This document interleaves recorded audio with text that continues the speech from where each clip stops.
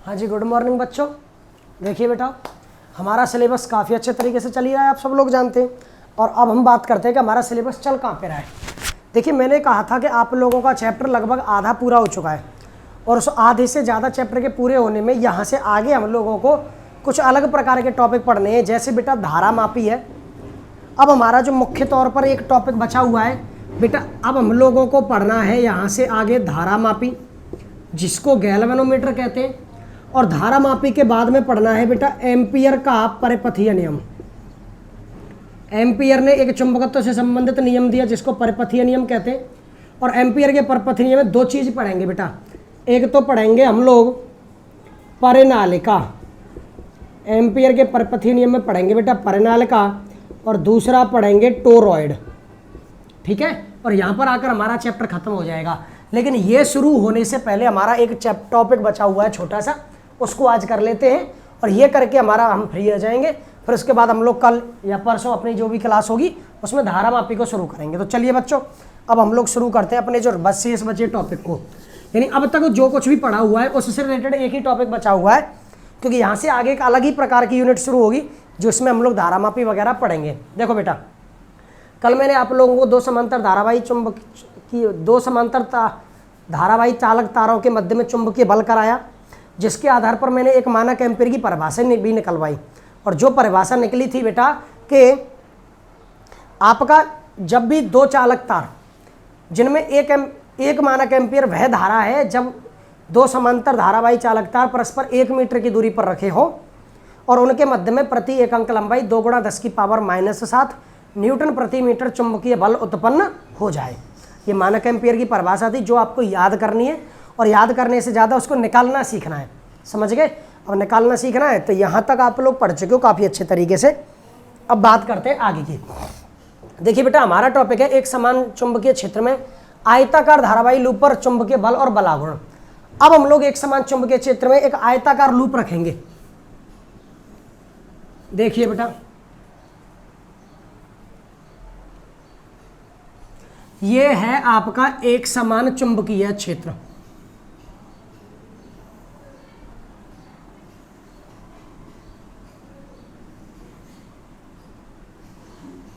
ये है बेटा आपका एक समान चुंबकीय क्षेत्र बी वेक्टर। अब इसमें आप लोगों को एक आयताकार धारावाही लूप लेना है, तो आप लोगों ने क्या किया, एक आयताकार लूप रख दिया बेटा। ये रखा, ये आयताकार लूप ए बी सी और डी। ठीक है बेटा, और इस आयताकार लूप की जो लंबाई है वो है एल। आयताकार लूप की लंबाई है एल और चौड़ाई है बेटा बी। चौड़ाई क्या है, बी। तो एक समान चुंबकीय क्षेत्र बी वेक्टर में एक आयताकार धारावाही लूप रखा गया है जिसकी लंबाई एल है और चौड़ाई भी है, और जिसमें धारा प्रवाहित हो रही है आई चित्र अनुसार, जिसमें धारा प्रवाहित हो रही है आई, इस तरह। ठीक है बेटा, अब आप एक बात सोचिए, आराम से पढ़ना है टॉपिक, कोई जल्दीबाजी नहीं है। एक समान चुंबकीय क्षेत्र में एक आयताकार धारावाही लूप रखा हुआ है जिसमें आई धारा प्रवाहित हो रही है, जिसकी लंबाई एल है और चौड़ाई बी है। अब आप मुझे एक बात बताइए, ये आयताकार धारावाही लूप कितने चालक तारों से बना हुआ है? 4, A B, B C, C D और ए डी। ये 4 चालक तार हैं। प्रत्येक चालक तार में धारा प्रवाहित हो रही है और उस पर चुंबकीय क्षेत्र भी लग रहा है। तो क्या चुंबकीय बल नहीं लग रहा होगा? चुंबकीय बल भी लग रहा होगा। तो चुंबकीय बल की दिशा निकालते हैं। जैसे लूप है बेटा A B, loop A B में धारा ऊपर है, चुंबकीय क्षेत्र इधर है, ये नियम लगाना है। तो ये धारा वाली बिंदु होती है फादर मदर एंड चाइल्ड। तो ये धारा वाली उंगली, ये चुंबकीय क्षेत्र और ये चुंबकीय बल। चुंबकीय क्षेत्र की दिशा में ये उंगली रखो और धारा की दिशा में ये। जरा देखना, ये लग गया। पहले चालक तार ए बी पर, लूप के हिस्से ए बी पर चुंबकीय क्षेत्र इस दिशा में, धारा ऊपर की दिशा में। तो चुंबकीय बल कहाँ की ओर लगेगा बेटा? अंदर की ओर। चुंबकीय बल कहाँ की ओर लगेगा बेटा? अंदर की ओर। चुंबकीय बल को दिखाया मैंने F1 से, किससे? F1 से। लेकिन इस पर चुंबकीय बल कहाँ की ओर है बेटा? अंदर की ओर। कहाँ की ओर? अंदर की ओर। आप सोचिए, चालक तार ए बी और सी डी के लिए चुंबकीय क्षेत्र समान दिशा में है लेकिन धारा विपरीत दिशा में है। तो जब ए बी पर चुंबकीय बल आपके अंदर की ओर है तो इस पर चुंबकीय बल कहाँ की ओर होगा, बाहर की ओर। F कहाँ की ओर बेटा, बाहर की ओर। ये F1 होगा, यहां पर F2, तो यहां पर हो जाएगा F3।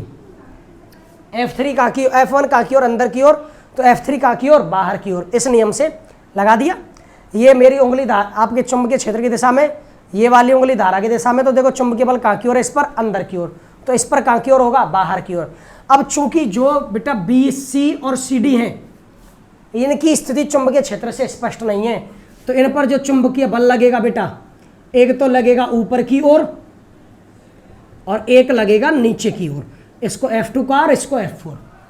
BC पर लगा हुआ चुंबकीय बल ऊपर की ओर और CD पर लगा हुआ चुंबकीय बल नीचे की ओर। तो देखिए आगे लिखते हैं। तो जब ये इस तरह रखे हुए हैं तो आपके लूप के भाग AB पर लगा चुंबकीय बल, बेटा AB पर लगा हुआ चुंबकीय बल है F1, तो उस धारा है I, लंबाई है L, A से लेकर B तक की लंबाई है L, चुंबकीय क्षेत्र B और साइन थीटा। एक बात बताइए, यहाँ पर आपके AB हिस्से पर चुंबकीय क्षेत्र, धारा, चुंबकीय बल सब के सब लंबवत, तो थीटा कितना, 90 डिग्री। ILB sign 90। अब इन चीज़ों को इतना अंडरस्टूड कर चुके हैं, लिखने की जरूरत नहीं होती है। साइन 90 की वैल्यू 1, तो F1 बराबर बोलो क्या हो गया, ILB।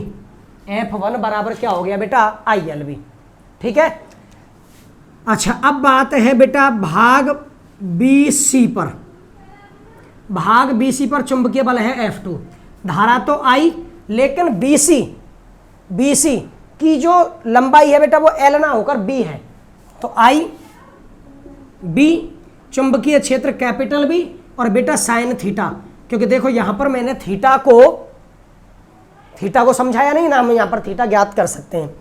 ठीक है। F1 की दिशा कहाँ की ओर बेटा, क्रॉस है तो अंदर की ओर, F1 की दिशा अंदर की ओर, आपके F2 की दिशा ऊपर की ओर, आपकी, या फिर भागना कहकर मैं भुजा बोल दूं, भुजा AB पर, भुजा BC पर, अब भुजा CD पर बल लग रहा है F3, भुजा CD पर बल लग रहा है F3, धारा I, लंबाई उसकी भी L होगी और B, और बेटा वो भी लंबवत लग रहा है तो साइन 90, तो फिर बेटा ILB।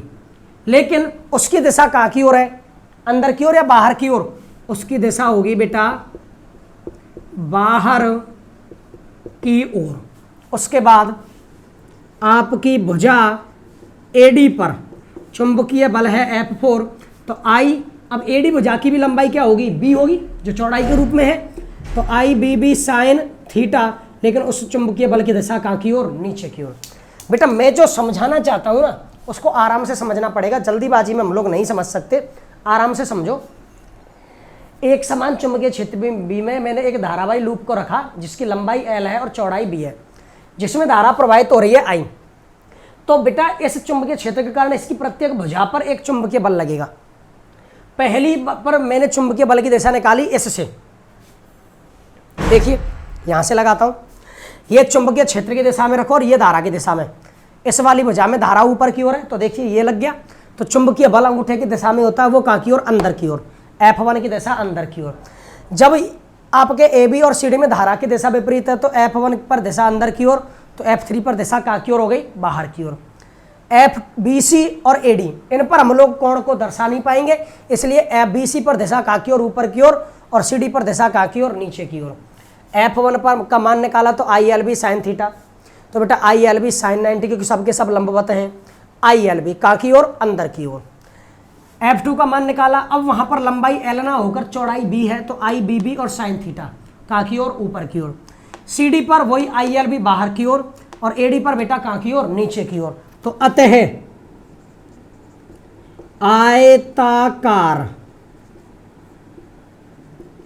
धारावाही लूप, ये तो लूप के सभी भुजाओं पर लगा हुआ चुंबकीय बल है, तो आयताकार धारावाही लूप पर लगा परिणामी चुंबकीय बल। बेटा अब आप लोगों को धारावाही लूप पर लगा हुआ परिणामी चुंबकीय बल निकालना है कि नेट कितना चुंबकीय बल लगता है। तो चुंबकीय बल निकालना है, तो बोलिए F बराबर क्या करोगे, F1 plus F2 plus F3 plus F4। लेकिन यहाँ जरा गौर से देखो जो कुछ मैं लिख रहा हूँ, F1 व F3 तथा F2 व F4 परस्पर विपरीत दिशा में है, परस्पर विपरीत दिशा में है। आपका F1 F3 के विपरीत दिशा में और F2 F4 के विपरीत दिशा में। सदिश रूप में लोगे तो फिर बेटा सब के सब जोड़ने पड़ेंगे। अब जब बताइए F1 और F3 विपरीत दिशा में है तो इनमें से किसी एक का चिन्ह माइनस लेना पड़ेगा। तो F वेक्टर बराबर F1 प्लस F2। F1 और F3 विपरीत दिशा में है तो F3 को माइनस कर दिया, F2 और F4 विपरीत दिशा में है तो मैंने F4 को माइनस कर दिया। ठीक है, जब दो सदिश परस्पर विपरीत दिशा में हो तो उनमें से किसी एक का चिन्ह आप माइनस लोगे। ले लिया तो रखिए मान F वेक्टर बराबर F1 का मान है ILB, F2 का मान है बेटा IBB साइन थीटा, F3 का मान भी क्या है बेटा ILB, F4 का मान भी क्या है IBB साइन थीटा। बेटा कट गए सब आपस में, तो F वेक्टर बराबर क्या आ गया 0। F वेक्टर क्या आ गया 0। इसका मतलब इस एक समान चुंबकीय क्षेत्र के कारण पूरे धारावाही लूप पर कोई भी परिणामी चुंबकीय बल कार्य नहीं करता। जब इस पर कोई भी परिणामी चुंबकीय बल कार्य नहीं करेगा तो क्या ये धारावाही लूप गति कर सकता है, कभी नहीं करेगा। तो गति कैसी, स्थानांतरण गति। तो अतः आपके धारावाही लूप पर लगा परिणामी चुंबकीय बल शून्य है तो लूप, जब परिणामी चुंबकीय बल शून्य है तो लूप बेटा कौन सी गति नहीं कर सकता, स्थानांतरण गति नहीं कर पाएगा। कौन सी गति नहीं कर पाएगा, स्थानांतरण गति। तो यहां तक तो गणना हो गई बल की। हम लोगों को एक आयताकार धारावाही लूप पर एक समान चुंबकीय क्षेत्र में एक तो बल ज्ञात करना है, तो परिणामी बल क्या निकल कर आया 0। क्या निकल कर आया 0। अब बचा बलागुण। आपको याद हो जब मैंने बलागुण आप लोगों को विद्युत क्षेत्र में कराया था, परिणामी बल तो बेटा तब भी 0 आया था।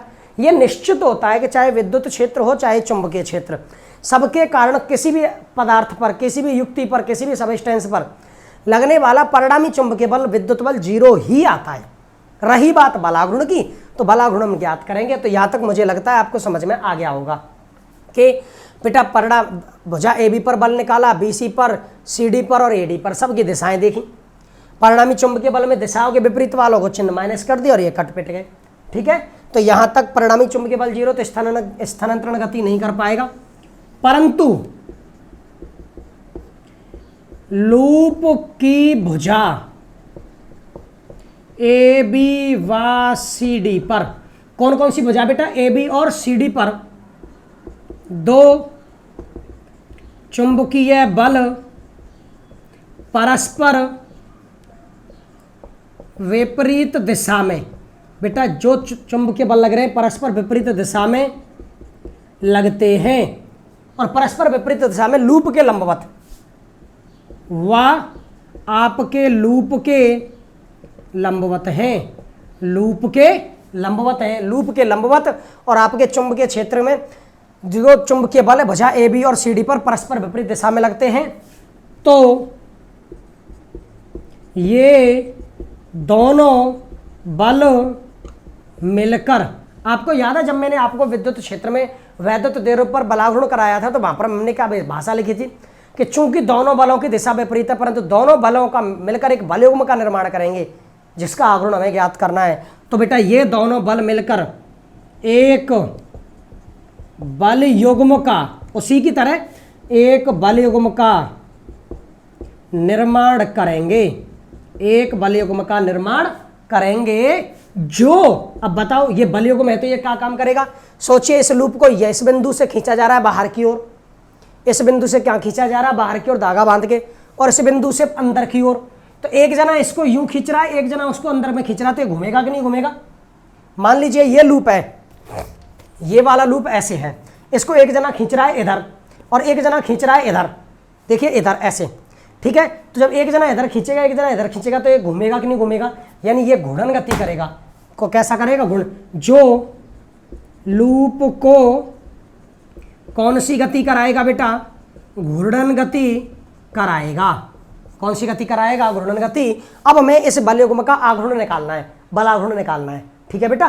तो बलाघूर्ण निकालना कोई कठिन कार्य नहीं है, आप इसको फटाफट यहाँ से यहाँ तक नोट कीजिए, फिर मैं आगे बढ़ता हूँ तुरंत जल्दी से। चलिए आप लोग वीडियो पॉज करके लिखोगे, मैं इसको मिटा देता हूँ। यहाँ तक आप लोगों को बेटा ढंग से समझ में आया होगा, और अगर कोई भी दिक्कत हो तो आप वीडियो को दोबारा देख लेना, बिल्कुल क्लियर समझ में आ जाएगा। क्योंकि अब हमें इस डायग्राम की भी जरूरत नहीं पड़ेगी, बलाघूर्ण निकालने के लिए दूसरा डायग्राम बनाना पड़ेगा। अब हमें इस दूसरे डायग्राम को बनाना है। इसके लिए दूसरे डायग्राम को बनाना है कि देखिए बेटा, यह है आपका चुंबकीय क्षेत्र,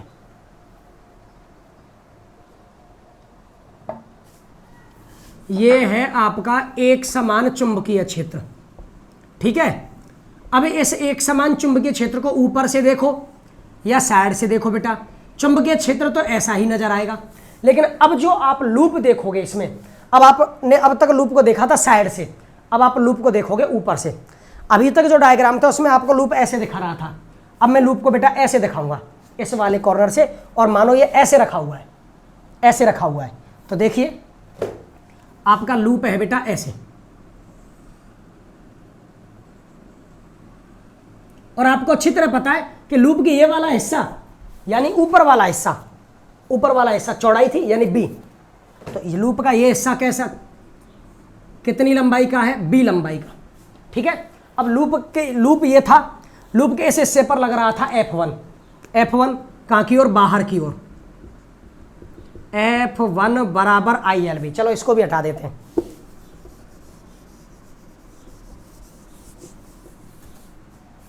इस पर कौन सा बल? F1 बराबर ILB इस पर, और इस वाले हिस्से पर अंदर की ओर को मैंने ये दिखा दिया बेटा F4। अब वो भी कितना था?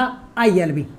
कितना? ILB। अब आप लूप को ऐसे नहीं बेटा ऐसे देख रहे हो, अब आप इस लूप को ऐसे देखो, और इस लूप पर एक चुंबकीय बल इस वाली भुजा पर कार्य कर रहा था बाहर की ओर। तो देखिए बाहर की ओर ये ले लिया, और इस वाली भुजा पर एक चुंबकीय बल लग रहा था ऊपर की ओर, तो ये ऊपर की ओर ले लिया। ये F1 था और ये था बेटा F3, ठीक है। अब दो बल कार्य कर रहे हैं, तो इन दोनों बलों का देखो इस वाली भुजा पर नीचे की ओर और इस वाली भुजा पर ऊपर की ओर दर्शा दिए। अब बेटा ये दोनों चुंबकीय बल कार्य कर रहे हैं, तो मुझे इनका बलाघूर्ण निकालना है, ठीक है। क्या निकालना है? बलाघूर्ण। तो इन बल युग्मों का आघूर्ण, तो इन बल युग्मों का आघूर्ण अर्थात बलाघूर्ण। आप लोगों ने बलाघूर्ण को अच्छी तरह पढ़ा है बेटा। बलाघूर्ण निकालना है चुंबकीय बलों का, तो चुंबकीय बल और गुणा बलों की क्रिया रेखा, बलों की क्रिया रेखाओं के मध्य कैसी दूरी बेटा? लंबवत दूरी। बलों की क्रिया रेखाओं के मध्य में लंबवत दूरी। इस चीज को आप अच्छी तरह पढ़ के आए हो कि बलाघूर्ण का फॉर्मूला क्या होता है? बल गुणा बलों की क्रिया रेखाओं के मध्य में लंबवत दूरी। यहाँ पर आपको चुंबकीय बल का बलाघूर्ण निकालना है, इसलिए चुंबकीय बल गुणा बलों की क्रिया रेखाओं के मध्य में लंबवत दूरी। अब सोचिए, ये वायर थोड़े प्रॉब्लम दे रहा है,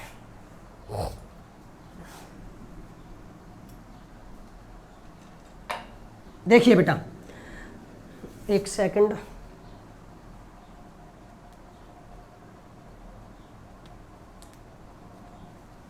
बेटा आपका आयताकार धारावाही लूप की चौड़ाई है b।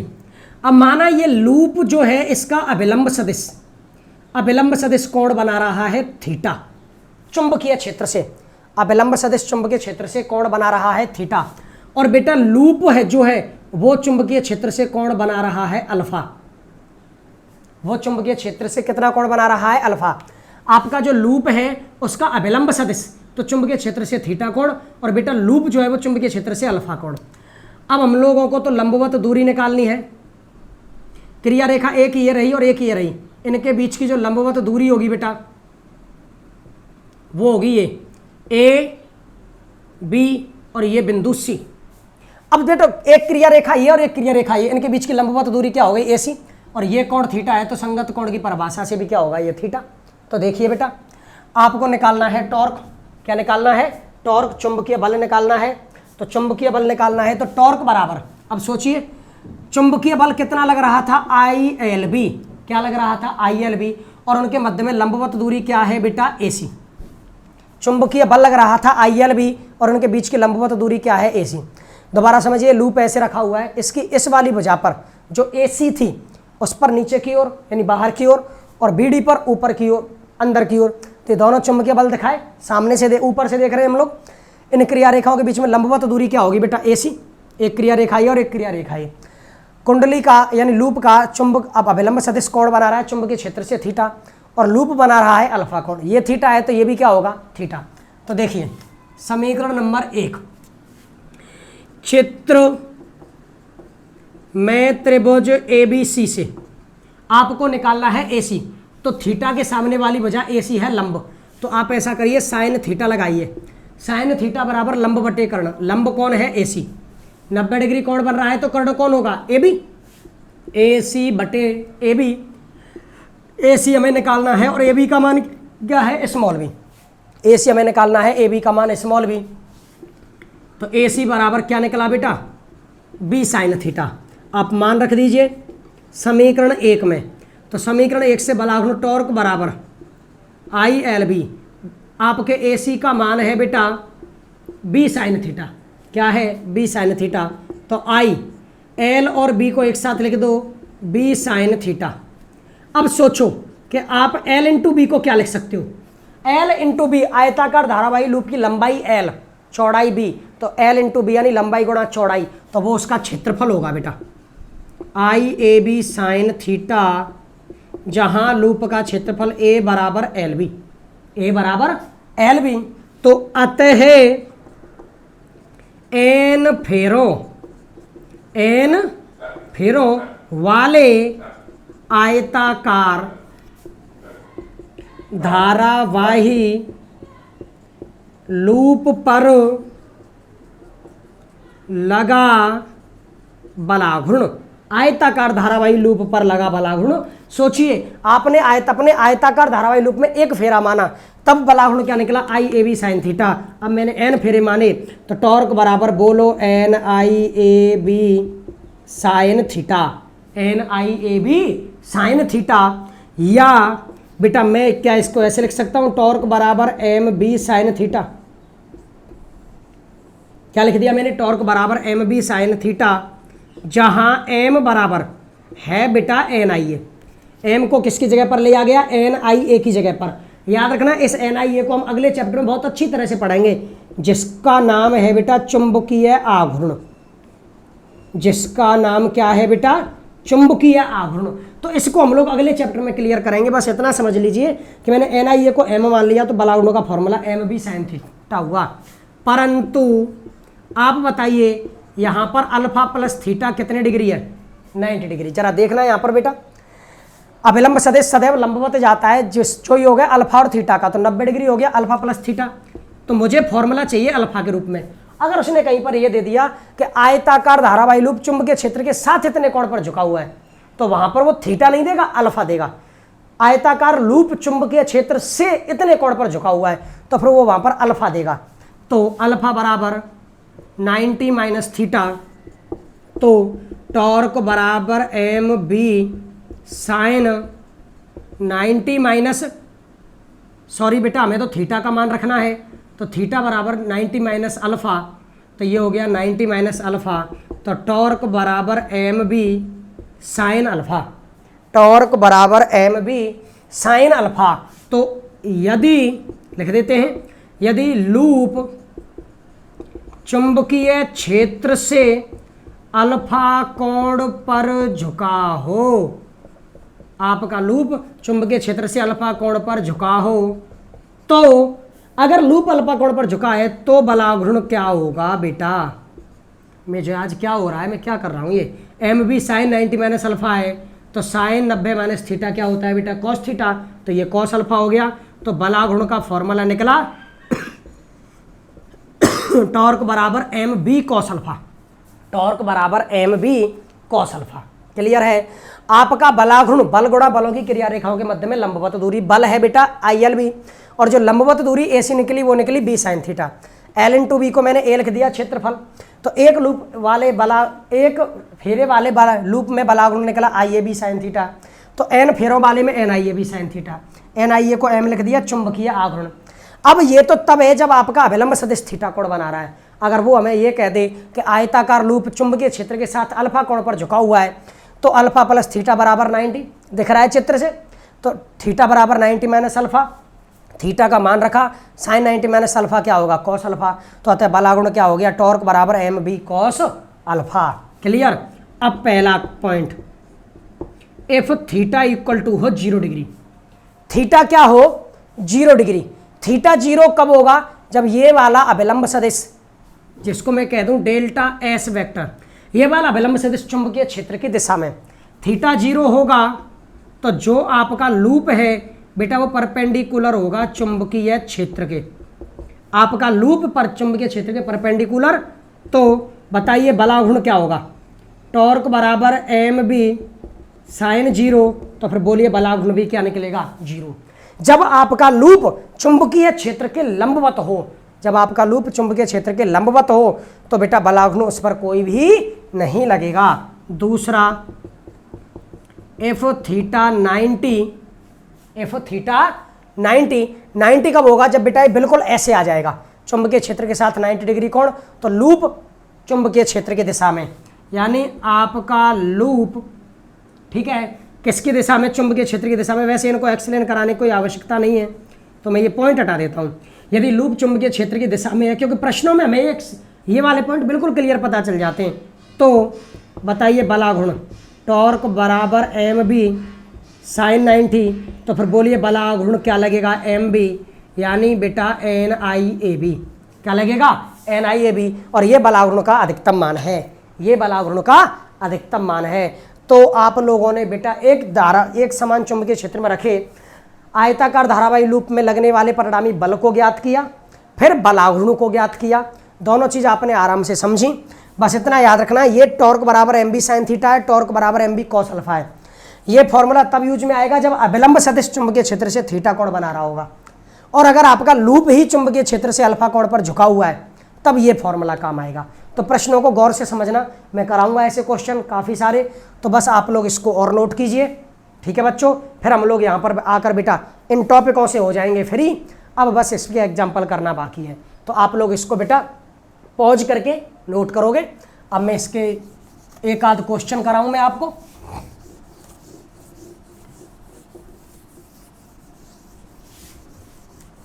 और अब बेटा यहां से आगे हमारा बिल्कुल डिफरेंट टॉपिक शुरू होगा, धारा मापी यानी गैल्वेनोमीटर। तो उस टॉपिक को बेटा बिल्कुल अलग है, बहुत इंटरेस्टिंग टॉपिक है, विद्युत धारा का संसूचन करने वाला उपकरण, तो उसको पढ़ने में बहुत मज़ा आने वाला है। तो आज आप लोग अपना रिवीजन करके तैयार रहिए, फिर उसके बाद में बेटा हम लोग आगे बढ़ेंगे। देखिए बेटा एग्जाम्पल तो हम लोग देखेंगे, एग्जाम्पलों को ढूंढ लेंगे अपन अगले टॉपिकों को जोड़ते हुए। इसमें एक क्वेश्चन दे रखा है 11वां, ये आपको करना है। एक वर्गाकार कुंडली जिसकी प्रत्येक भुजा दे रखी है 10 सेंटीमीटर में 20 फेरे हैं, कुल फेरे हैं 20। इसमें 12 एम्पियर की विद्युत धारा प्रवाहित हो रही है, आई का मान 12 एम्पियर। इस ये चुंबकीय क्षेत्र में जिसमें रखी हुई है वो है 0.80 टेस्ला, और बेटा कोण कितना बनाती है 30 डिग्री। आपको लूप पर लगे बलयुग्म का आघूर्ण निकालना है। लूप पर लगे बलयुग्म का आघूर्ण कैसे निकालोगे, आप लोगों ने फॉर्मूला पढ़ा है, टॉर्क बराबर N I A B sine theta. ठीक है, तो आपके पास ये सब कुछ लिखा हुआ है, और अब जब आपके पास सब कुछ ये लिखा हुआ है, बी ये रहा, आई ये रहा, एन ये रहा, थीटा ये रहा, बस बचा कौन ए, तो टॉर्क बराबर एन आई। एक ही जगह पे वर्गाकार लूप है तो उसकी भुजा होगी, उसका क्षेत्रफल होगा भुजा स्क्वायर। क्या होगा भुजा स्क्वायर, साथ में बी और साइन थीटा। केवल मान रखना, कैलकुलेट करना, केवल मान रखना है और कैलकुलेट करना है। वास्तविकता में जो न्यूमेरिकल में कोण देता है वो थीटा की वैल्यू देता है, अल्फा की वो कभी नहीं देता, लेकिन वो केस भी पढ़ना हमें जरूरी होता है, इसलिए हम लोगों ने वो केस आपको पढ़ाया।